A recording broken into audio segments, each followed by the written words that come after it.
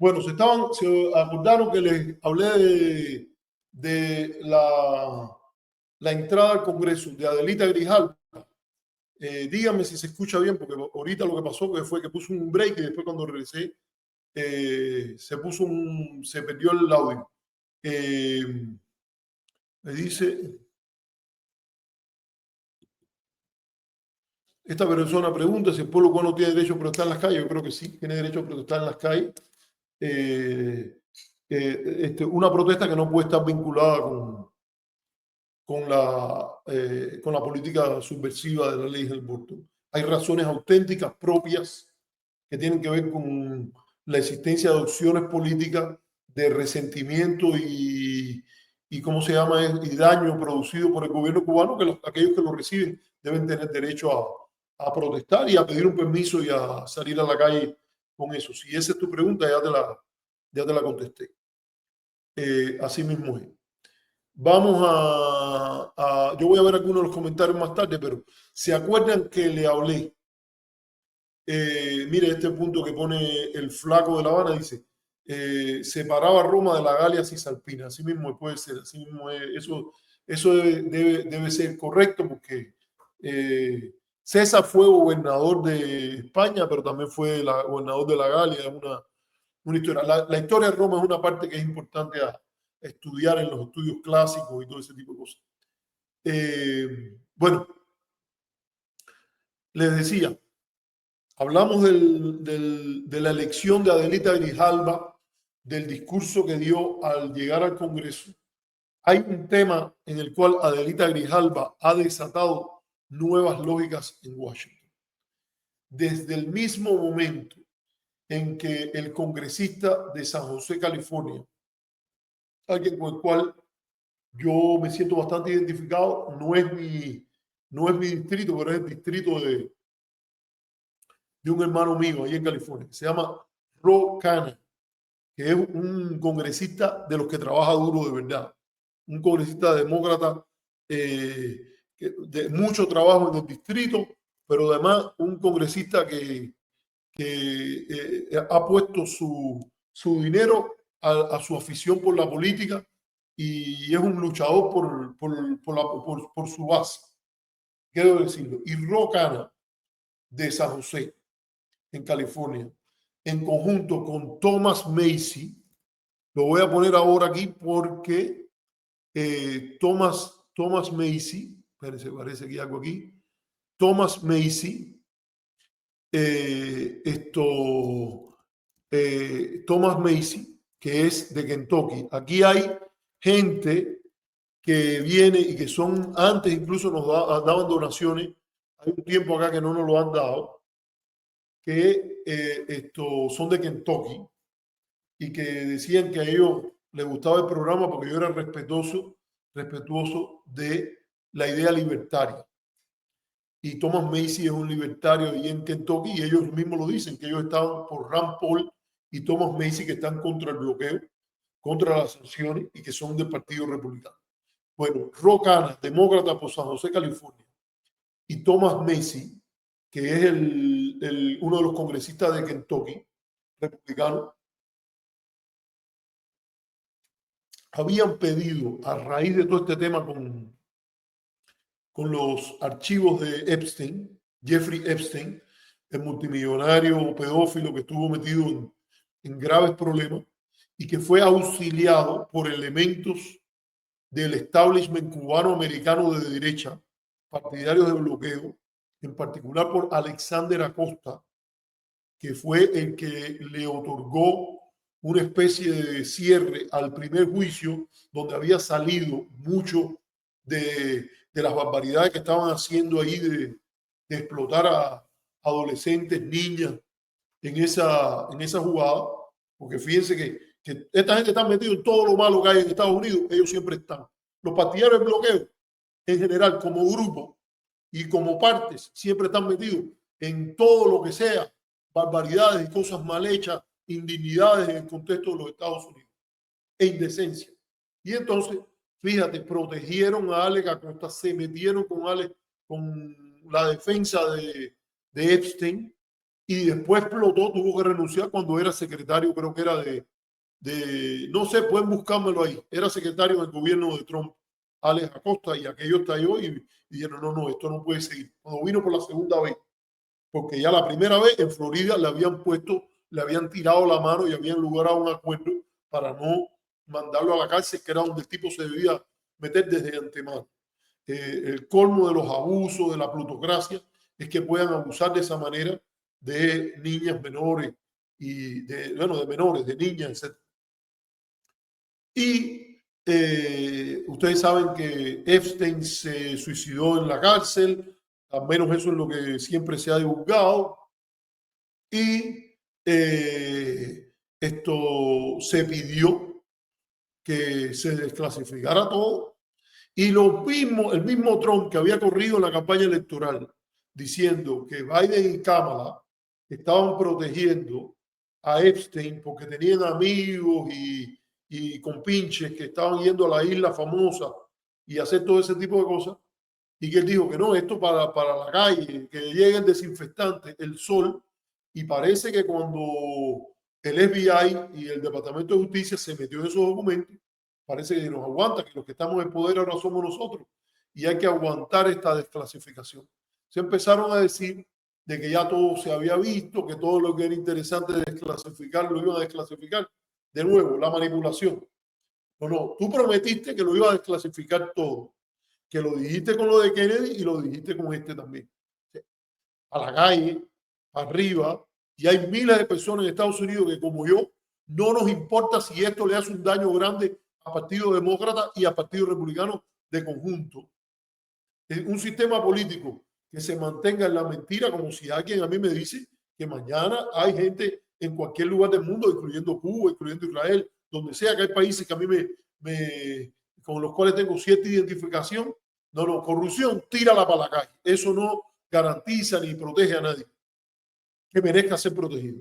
Y entonces Adelita ya iba a ser la congresista número 218 para firmar una petition of discharge. ¿Qué es eso? Una petición de descargo. Eso es que en la Cámara es muy difícil introducir una legislación a votar, ya sea una ley, una resolución conjunta que tienen valores parecidos, porque está la estructuración del liderazgo partidista y de la oficina del speaker, que es el presidente de la Cámara. ¿Cómo es que eso funciona?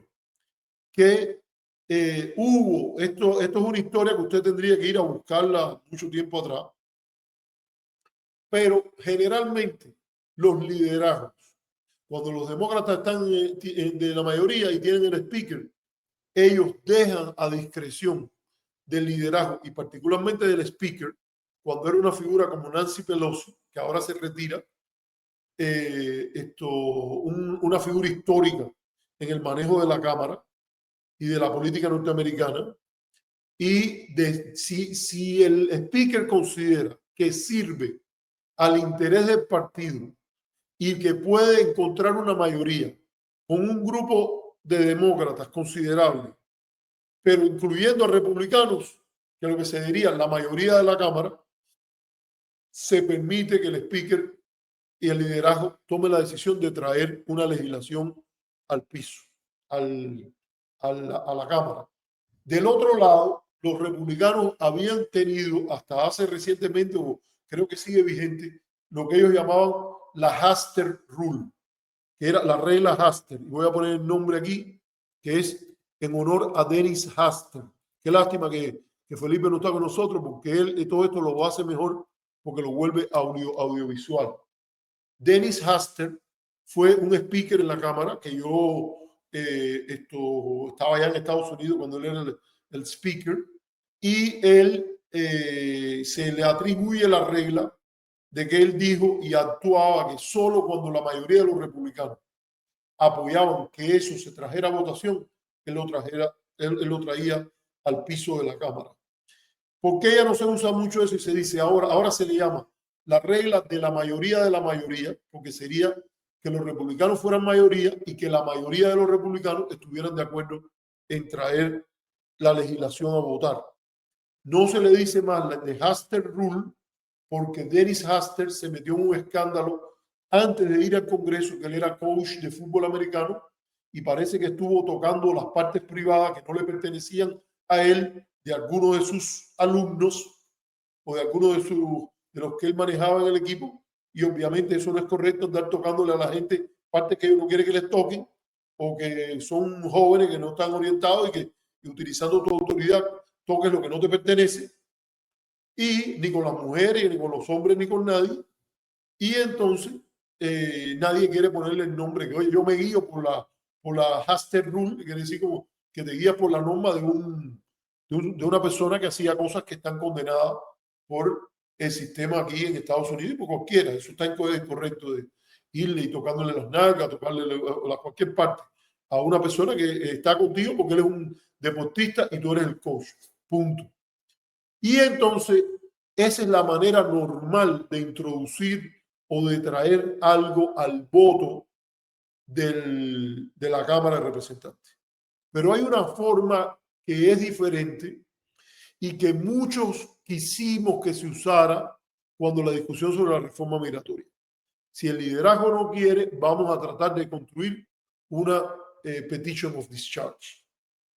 Pero no se hizo cuando la reforma migratoria. Y por eso yo les explico qué cosa es una petición de descargo. Eso quiere decir que un grupo de congresistas retan las prioridades de la agenda del liderazgo congresional, lo cual puede traer mucha represalia porque generalmente se respeta al presidente del comité, al líder de la minoría, a toda esa gente. Y entonces esos congresistas traen una petición de que una legislación en concreto se priorice y se discuta en el pleno de la Cámara. Entonces, estos dos congresistas, Ro Khanna, al que hay que agradecerle que lo haya hecho por California, y Thomas Massie, a los amigos que estén de aquí, que son de Kentucky, de la comunidad cubana de Kentucky, agradezcan a Thomas Massie como norteamericano por haber querido limpiar los establos. Agradezcan a Rand Paul por las posiciones que ha tenido de que no debe haber guerra en Venezuela si no es autorizada por el Congreso. Y en el caso de, que además lo que dice la Constitución norteamericana, que el uso de la fuerza debe ser previamente autorizado por el Congreso de los Estados Unidos, salvo en un caso de una amenaza inminente, peligro inminente para la seguridad de los Estados Unidos, y Venezuela no constituye una amenaza de peligro inminente. Eso de que está agrediendo a los Estados Unidos por lo de las drogas, eso es una exageración, como decir que los inmigrantes son unos invasores y cosas de esas.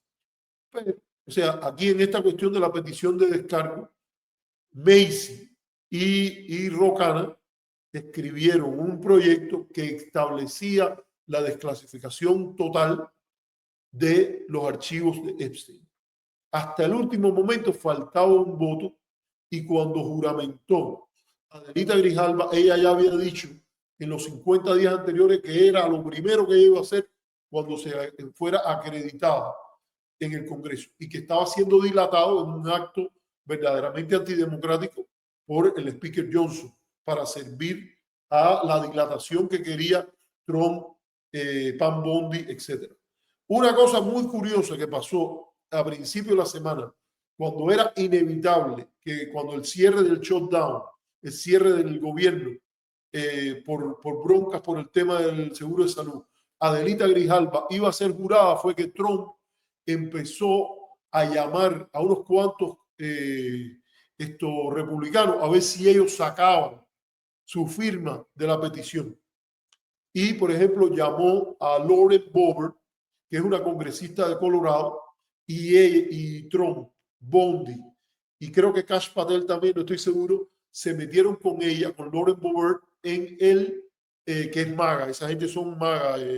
Lauren Boebert es maga completo, muy partidaria del presidente Trump, y le pidió que retirara, parece que le pidió que retirara la firma.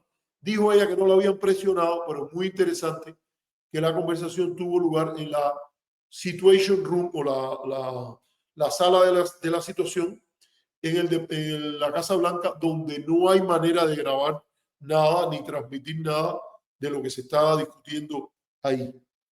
Protegido por razones de contraespionaje.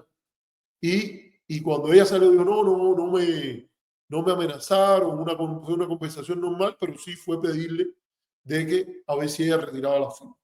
Y Trump la ha emprendido contra una congresista de Georgia que no está muy bien en su planteamiento. Ha dicho antes de salir en el Congreso que los judíos controlaban prácticamente el mundo y que habían extraterrestres que tenían conexión con los judíos y mandaban unos láser y cosas de esas. Y cosas que no tienen mucho sentido, pero que ella había sido muy leal a los MAGA, pero dijo, hay que revelar los archivos. Hay que sacar todo lo de Epstein. Y eso quiere decir, yo creo, en cierta medida, que ya los MAGA no quieren cargar con la suciedad que traiga Trump. Y ellos saben que es muy difícil que Trump pueda salirse con la suya en caso de que intentase hacer lo que ya llamó una buena idea en el avión de Malasia a Japón, cuando los periodistas le preguntaron, ¿está planeando usted un tercer periodo? Y dijo, qué gran idea. Fue lo que contestó Trump. No lo permite. La de Georgia es Marjorie Taylor Greene, que es una figura interesante también. Ha tenido una bronca ahí con varias gente y hay una escena un tanto de chusmería entre ella, Alexandria Ocasio-Cortez y Yasmín Crockett, que la pueden buscar los que tengan interés en cómo el Congreso refleja grandes momentos, como John McCain con cáncer no me acuerdo cáncer dónde era, pero que era un cáncer terminal, o Kennedy viniendo a votar en el Congreso en esos momentos de momentos sublimes de la nación norteamericana, gente aplaudiendo y todo eso, y también en el Congreso hay los pleitos que se pueden ocurrir en cualquier calle calle de los Estados Unidos, como es la bronca esa entre Marjorie Taylor Greene, Alexandria Ocasio-Cortez y, ¿cómo se llama esta otra? Y la afroamericana de Houston, Yasmín Crockett. Está.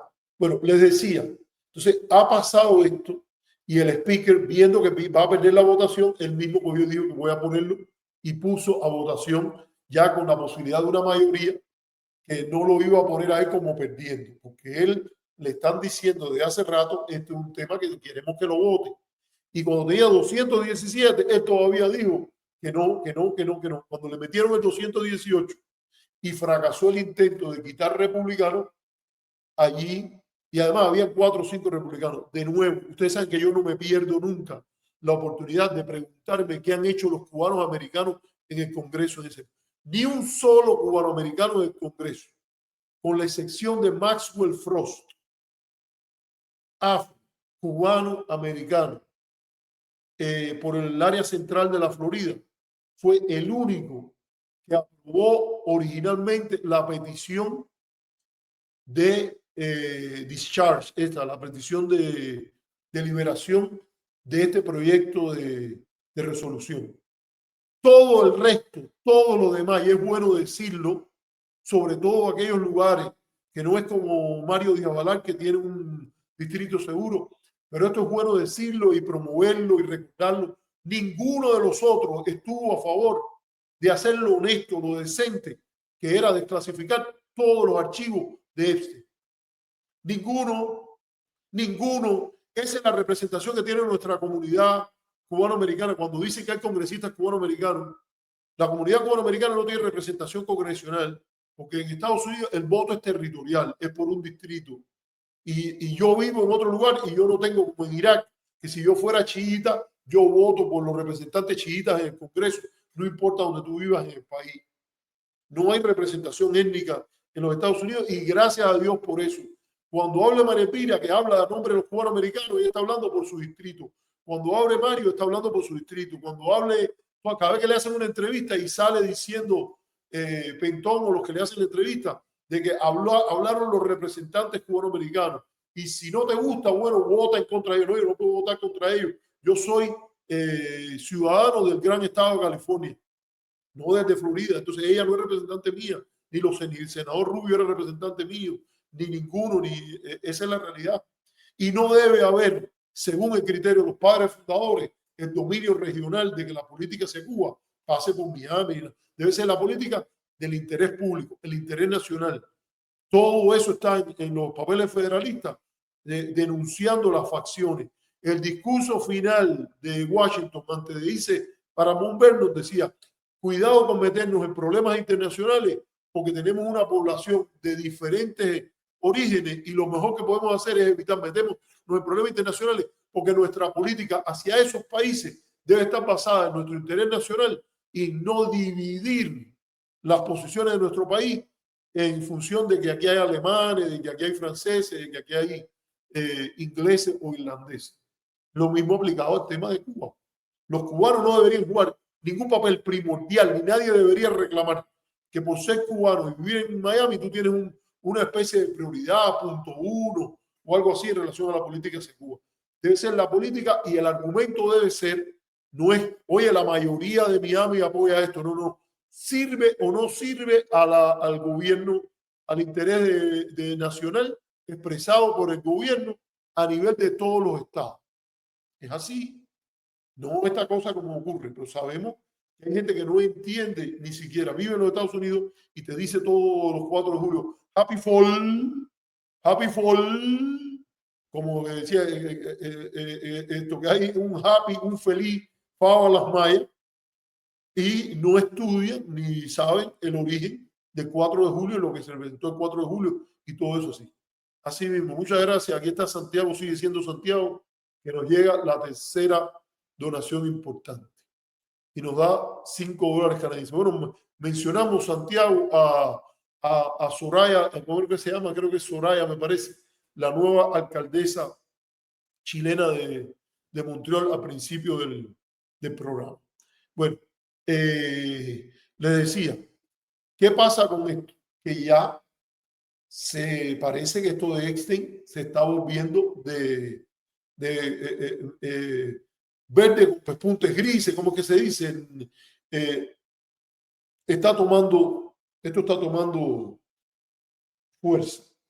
Y los demócratas liquearon o desclasificaron, no sé si fue liqueado, pero desclasificaron 3 correos inicialmente y después los republicanos desclasificaron 20.000, en el cual está claro que había una relación especial entre Trump y Epstein, por lo menos la hubo por un tiempo. Y se está hablando de que, bueno, oye, Trump se viró como él siempre se vira. Y él dijo que también él va a investigar ahora a Clinton y a no sé cuánto. Esto es usar la justicia a manera partidista. Ningún problema. Si eso es lo que se dice, oye, vamos a virar y vamos a revisar esto y vamos a llegar hasta donde haya que llegar, para mí no hay ningún problema. Pero esto no debe ser presentado de que para mis enemigos la ley, para mis amigos todo amor y cariño. Y lo que debía ser, si este problema existía con Clinton de antemano, de que esté mencionado ahí y que no sé qué, no había razón para retener esto. Allá, al fuego todo. Y es muy interesante el carácter partidista, poco honesto, falto de compromiso con la verdad de que los congresistas de origen cubano-americano, con la excepción apropiada de Maxwell Alejandro Frost, el cubano-americano afroamericano, todos los demás no estaban en la lista de la petición de of discharge que habían hecho con gran honestidad, con gran decencia, estos congresistas Rocana y Soraya Martínez, así mismo Santiago.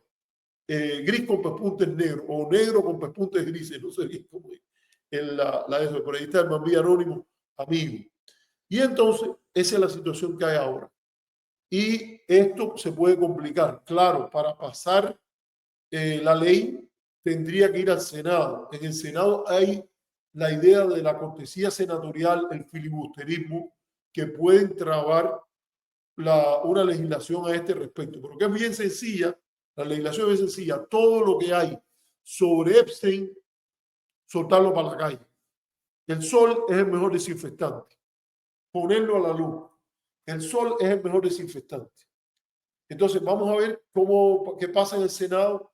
Hay varias gente que no va a reelección y muchas veces, si usted los cuenta, te pueden llegar a ser lo suficiente para bloquear una legislación que no haya voto y, por tanto, si no pasa el Senado, no puede ir al despacho del presidente. Una cosa muy interesante es que Ro Khanna y Messi estaban buscando un voto que pasara a los 290. ¿Por qué? Porque si el presidente usa el veto, esto es importante porque se habla mucho de las ramas coequal, o sea, las ramas iguales de la tripartición de poderes, que es un elemento muy importante en una república. A mí me parece que cuando alguien viene con esa teoría marxista de la unidad del poder, eso para mí sabotea la condición de república. Una república se sustenta de manera importante en la tripartición de poderes. Tiene que haber una rama ejecutiva, una rama judicial y una rama de legislativa, una rama legislativa en orden, legislativa, porque en la república se supone que la rama legislativa sea la más poderosa. La rama legislativa, la rama más poderosa en último extremo. No en línea general se habla de una igualdad de las ramas. Y como todo al final se supone que termine en el lugar más cercano al pueblo, que es el Congreso, no por gusto el edificio más grande de Washington, el más alto es el Capitolio, era que tiene que tener una protección de 2/3. Si Trump usa el veto, las dos cámaras con un voto de 2/3, con una supermayoría de 2/3, pueden convertirlo en ley y forzar al gobierno, incluyendo al presidente, a lo que está en los artículos de la Constitución. Faithfully execute, o sea, ejecutar fielmente las leyes que el Congreso pasa. Entonces, por eso se ha estado buscando que fueran más de 290. Y eso hay que ver si eso puede pasar. Como quiera que sea, el tema está donde no estaba hace un mes o 2 meses. Y Trump no ha podido parar eso. Y cuando llamaron a esta mujer a la Situation Room, a la sala de las situaciones, tampoco hubo gente que se dobló. Y hay gente, se dice que después de las elecciones de medio término, el presidente se tiende a convertir en política interna, más que todo, en un pato ranqueante, que quiere decir que su poder cada día disminuye. Vamos a ver si eso pasa, porque Trump es el líder del Partido Republicano. Eso es carisma, eso son otras cosas. Y vamos a ver qué pasa ahí, porque esto puede complicar las cosas y puede ser una cuestión de meses, pero también puede ser una cuestión de días. Y este proceso, por ejemplo, del voto en el Senado, puede afectarse y la correlación de fuerza y la dinámica puede afectarse. Entonces, de aquí voy a saltar para lo otro que está pasando. Y es lo que a mí me parece que puede ser peligroso. Yo creo que en la Cámara no hay quien pare la resolución. Y en el Senado vamos a ver qué pasa. Si realmente hay algo ahí que quema, y debe haberlo porque han parado, si no es una maniobra distractora, parece que Pam Bondi y Kash Patel, el de la FBI, el del FBI y el Departamento de Justicia, tienen idea que ahí hay algo que puede hacerle daño al presidente y posiblemente al Partido Republicano junto con él de cara a las elecciones de medio término y a la situación política. Ya esto se empieza a complicar, pueden entrarse en dinámicas de un pedido de impugnación o impeachment y también puede pasar que ahí empieza a haber otro cálculo político. Te convendría que saliera Trump y que entonces el vicepresidente Vance se volviera presidente. Le conviene eso a los republicanos, le conviene eso a los demócratas. Un presidente golpeado no es mejor que termine el periodo y entonces llega la elección de 2028 y se le puede golpear más que tener un incumbente que saca al país de una situación difícil. Pero hay que recordar que en cualquiera de las variantes, sacando un presidente En ese caso ocurrió lo contrario. Nixon lo sacaron y Ford, sin embargo, perdió con Carter en el año 1976 y a Reagan lo dejaron a pesar del Irán Contra, y en el 1988 George Herbert Walker Bush ganó la elección contra el candidato demócrata Michael Dukakis. O sea, ahí no hay cálculo asegurado, pero habría que políticamente empezar a pensarse de esa manera. Y otra dinámica, que es donde quiero terminar, porque no voy a explicar mucho la situación en el tema de Venezuela, es que una guerra externa, una acción de un golpe militar, un triunfo en política exterior, por temporal que sea, puede convertirse en una distracción y un blindaje para un presidente en problemas como una cosa así. Creo yo que lo van a hacer, yo no sé. Creo yo que los trumpistas y Trump son capaces de empezar una acción militar, golpear a otro país en un momento que políticamente les sea conveniente para desviar de una crisis interna, también creo que sí. No, esta gente no son vírgenes vestales, ni que están preservando su pureza y su ética. Lanzaron un ataque contra el Capitolio el 6 de enero del 2021 y hay muchas cosas que son así. Y eso puede pasar, lo que convierte en la posibilidad de una acción militar fuera, en contra del derecho internacional de nuevo, fuera del precepto constitucional de que el Congreso apruebe el uso de la fuerza, más probable. Y aquí de nuevo hay que recordar a las personas que han estado a un lado y del otro. Toda la maravilla, todo lo encantado que está Rubio con Estados Unidos y nuestro país y nuestro sistema político y todo eso, vamos a recordar que en línea general el gobierno, en la Constitución norteamericana y también la respuesta al desastre que fue la guerra de Vietnam, y muchos otros presidentes han hablado de la importancia de que el Congreso juegue su papel de consentimiento y consejo en la decisión de ir a la guerra. Estados Unidos ha ido a muchas guerras sin ese apoyo, pero en muchas ocasiones también se han aprobado resoluciones de autorización del uso de la fuerza y ha habido un debate a este respecto.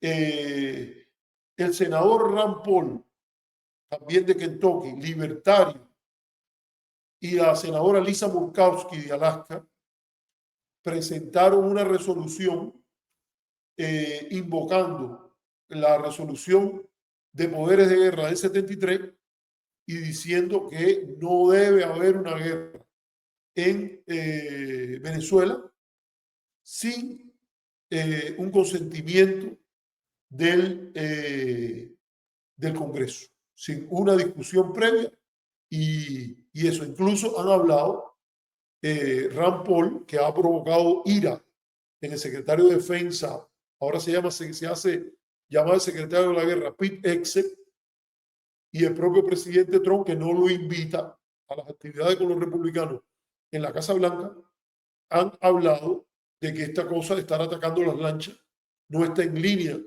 con los mejores valores y con lo que es la visión constitucional norteamericana. Está 48, esa resolución fue derrotada 51-48 en el Senado. Una votación bastante cerrada y nadie sabe lo que puede pasar. Ahora, del otro lado, ¿quién está? Rubio, que es partidario de que le metan un cohetazo a las lanchas que se sospeche que cargan drogas, olvidándose de que es importante que haya un Estado de Derecho, que a las personas en una cuestión esta como ley y orden se les arreste. Y si tienen pruebas, además pueden suministrar información importante para ir no al soldadito del cartel que está moviendo la droga en una lancha, sino a los grandes narcotraficantes que hay detrás en Estados Unidos y en Colombia o en China. Eso es más importante que meterle un bombazo a cualquier lancha que se sospeche o que haya información que son que cargan droga. Eso es importante. Segundo, si se hubiese aplicado eso, él tiene un cuñado que lo cogieron, que era uno de los lugartenientes de uno de los narcotraficantes más importantes capturados en Miami. Creo que es el que inspira la película Scarface. O sea, vamos a ver con claridad. Hasta miembros de tu familia, que incluso creo que sobrino de ese papá, que no tiene responsabilidad, porque los hijos no son responsables de los padres, fue a la toma de posesión en la Secretaría de Estado. Si uno se hubiese guiado por ahí y no por el criterio de que se trata de operaciones de ley y orden, que hay que arrestar a esas personas, que hay que buscar eso, no estuviera esa persona entre nosotros para recordarlo. Y vamos además de Rubio, Rubio salió en una reunión que hubo, tengo entendido que fue en Canadá, ahora no me acuerdo, pero que era los países más desarrollados, y ahí Rubio dijo que no tenía que tolerar que Europa dijera que esto es un acto de guerra y que estaba fuera de todo lo del derecho internacional, y que una actuación norteamericana de esa manera, incluyendo una acción de guerra en el contexto venezolano, lo que hace es justificar la ley del uso de la fuerza, de la idea de las zonas de influencia. Y si tú estás criticando eso en Ucrania, ¿con qué derecho tú haces algo así en el contexto caribeño? Y eso yo creo que hay que ponerlo y contarlo, porque para algo el Estado de Derecho habla también de un Estado de Derecho internacional, y la idea es verdad que cuando un gran poder se ha visto amenazado en su seguridad nacional y puesto a escoger entre respetar el derecho internacional y actuar y atajar la amenaza de que se trate, digamos, la crisis de octubre en Cuba, donde Estados Unidos dijo no lo vamos a tolerar.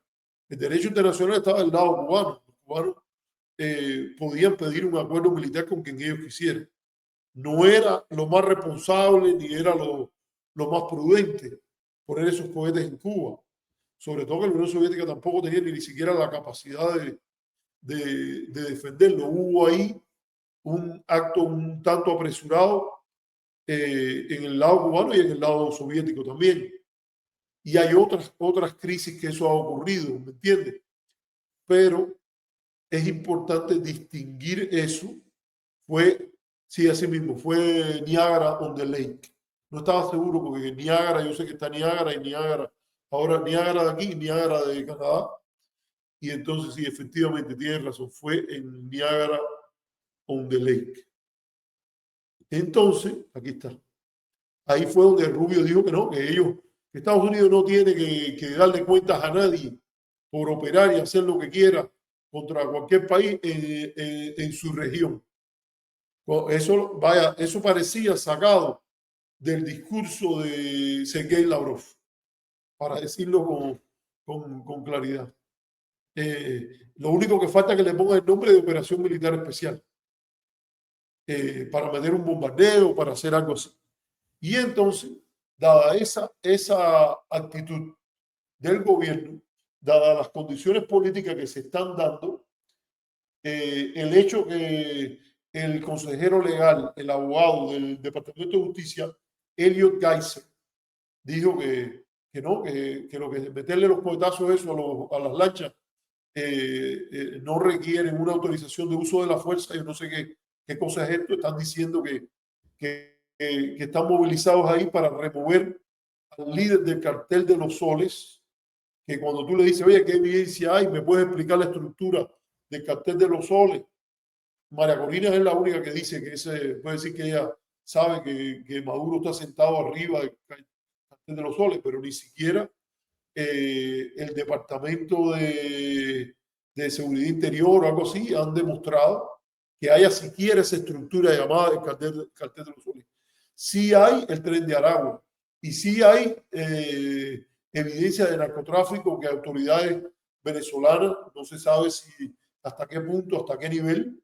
En el caso de Maduro hubo la cagazón esa de los llamados narcosobrinos, es verdad, pero que hay una estructura que se llame el cartel de los soles, que tenga tal base, tal contrato, tal idea en México, tal cosa, eso es parte de los inventos que últimamente, para anatemizar, para estigmatizar otros gobiernos, ha ido generando un grupo de gente que no se atreve a venir a las universidades y tener un debate académico sobre eso.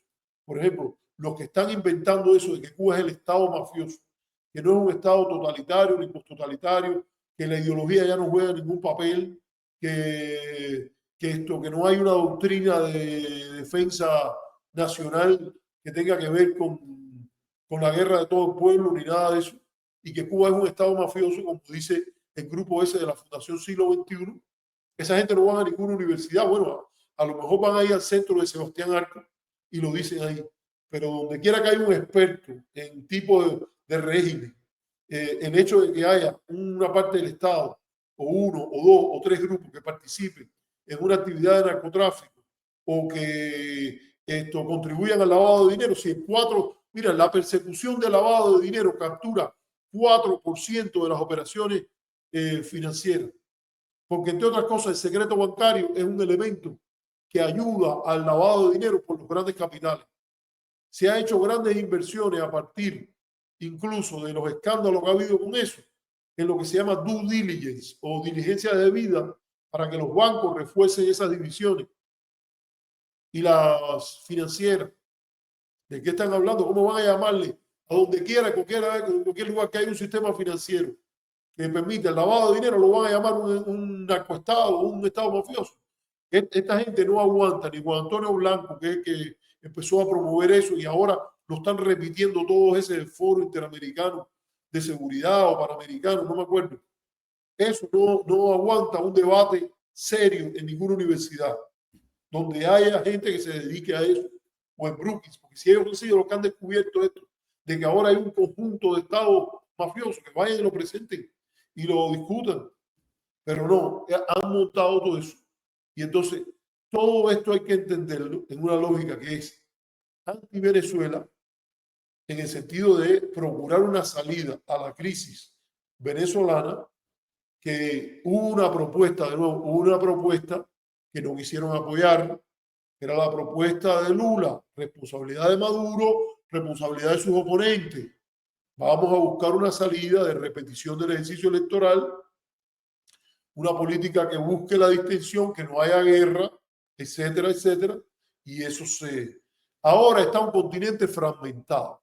Vamos a ver cuántos líderes, yo no dudo que Milei lo haga, pero de entrada, los dos países más importantes que aglutinan el grueso del Producto Interno Bruto de América Latina, de sus poblaciones, y ahí habría que poner detrás Colombia, con el caso de Petro, se oponen claramente al uso de la fuerza en la región y buscan una solución pacífica del conflicto en el contexto venezolano.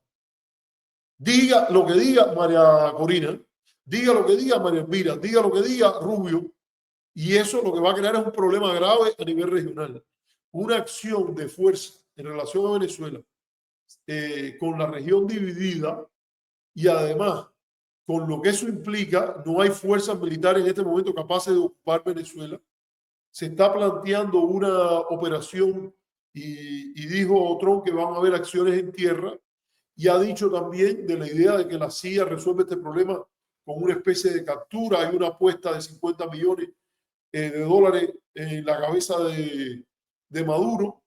Yo creo que se está entrando a un callejón sin salida, y además en una situación de que cuestiones de política interna hagan que, dado el despiste que hay en un sector importante de la comunidad política, traten de tapar eso y de blindar una investigación en el tema Epstein o cualquier otra de esas cosas con una invasión a Venezuela o con un golpe militar a Venezuela. Ese está. Y lo segundo es que quiero recomendar, y aquí termino, un libro, un artículo muy interesante que yo lo puedo leer gracias a la audiencia que nos contribuye. Ha habido pocas contribuciones hoy. Está la contribución de Santiago Sigue Siendo Santiago y la de Aldo Calero, gente que contribuye con habitualidad, pero tenemos 71 personas conectadas. Si cada una de esas 71 nos dona $1, teníamos $71 ahí. Aunque bueno, hay mucha gente que son de Cuba también, que nos ha incrementado mucho la de eso, el grupo de suscriptores, pero nos vendría bien que nos apoyaran. Pero en un artículo publicado, más o menos son parecidos, son dos artículos, pero si usted lee uno es como si leyera el otro. En la revista Foreign Policy, William Leogrand y Peter Kornbluh dicen que cuidado con esto, que aquí el golpe viene a Venezuela, pero Rubio tiene en la mira y como su principal objetivo a Cuba. Provocar el cambio de régimen con el cual él ha soñado y ha procurado siempre servir, que cancela la posibilidad de una política de acercamiento, de movimiento, de distensión, de intercambio académico, para buscar lo que ha pasado donde quiera que se aplicaron esas políticas, una liberalización por lo menos, en el caso de los socialismos asiáticos, y una democratización que ha desembocado en elecciones multipartidistas en el caso de la Europa Oriental y Rusia. ¿Okay? Donde quiera que hubo una política de distensión y de acercamiento, aunque con sus cortapisas y con la defensa de valores norteamericanos, donde quiera que eso ocurrió, el resultado fue mucho mejor que con estas cosas de las guerras y todo eso, que eso alimentaría el nacionalismo latinoamericano en esos países y en otros, sea una invasión militar o un golpe quirúrgico, cualquiera que sea esas cosas. Entonces, hay un camino diferente, que es de montar toda esta parafernalia, colaborar en la lucha contra el narcotráfico con los países, procurar una salida democrática donde se respete el derecho internacional y en conjunto con consensos regionales en América Latina. Y esa es la que esta gente han estado rechazando y rechazando y rechazando todo el tiempo. Quiero darle las gracias de nuevo a Santiago Sigue Siendo Santiago, que nos vuelve a hacer otra donación. Se ha echado arriba, por lo menos, de hacer unas donaciones. Y le digo, el artículo lo pueden leer en la revista Foreign Policy por Peter Kornbluh y William Leogrand, donde ellos especifican el importante rol que tiene el tema ese mismo es. Ese es el título, que lo puso Mendivia ahí. Y en la revista The Nation, ellos lo tienen en una versión más o menos más corta. Pero lo que ellos están diciendo básicamente es esto va a tener consecuencias muy negativas respecto a la democracia norteamericana, respecto a las instituciones norteamericanas, respecto al chequeo de balance chequeo y balance de poderes, lo que le corresponde al Congreso, lo que le corresponde a la rama ejecutiva.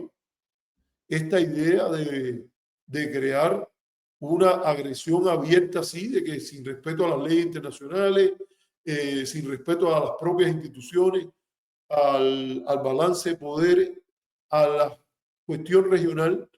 Y termino diciendo que de ocurrir algo así, no se crea que eso va a ser bueno para los Estados Unidos. No es Panamá, Venezuela no es Panamá, Maduro no es Noriega, la fuerza del Partido Revolucionario Democrático, que era torrijista y rescató el mensaje torrijista, no estaba alineada detrás de Noriega. Había un grupo importante, empezando por el primo de Torrijos, Roberto Díaz Herrera, el coronel Roberto Díaz Herrera, que discrepaba de esto, de Noriega, y decía que él debía salir ahí del poder, mientras que en el otro caso estamos hablando, gracias a José Varela, estamos hablando de una Fuerza Armada Nacional Bolivariana en la cual uno no ve las fracturas que eran evidentes en un intento de golpe de Estado incluso que se produjo antes de la invasión americana en Panamá. Para poner un número, en la operación en Fallujah, en Irak, se utilizaron 150.000 tropas. O sea, una ciudad que no recuerdo el número de millones que tenía.